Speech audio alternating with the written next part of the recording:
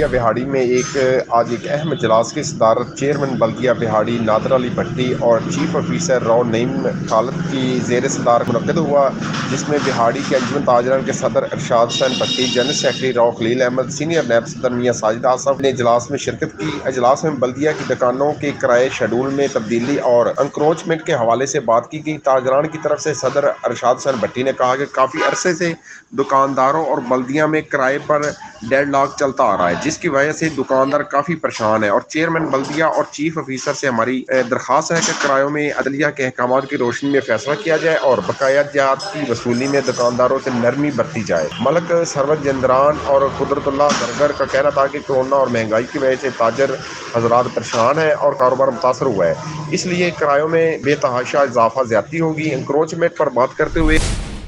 सदर अंजुमन ताजर Arshad Hussain Bhatti, general secretary Rao Khalil, senior नैब सदर साजिद आसफ का कहना था कि हमें अवाम की तकलीफ का एहसास है और इस सिलसिले में हम बल्दिया से पूरा तावन करेंगे और नाजायज तजावुजात को हटाने में हम बल्दिया के साथ देंगे। इजलास में आलम दीन कारी अब्दुल्ला तैयब ने खुसूसी तौर पर शिरकत की और मामलात को सुलझाने में अहम किरदार अदा किया और चेयरमैन बल्दिया नादर अली भट्टी को दोबारा चेयरमैन और शाहद नियाज भुट्टो को काउंसलर का चार्ज संभालने पर मुबारकबाद दी और नेक ख्वाहिशात का इजहार किया गया।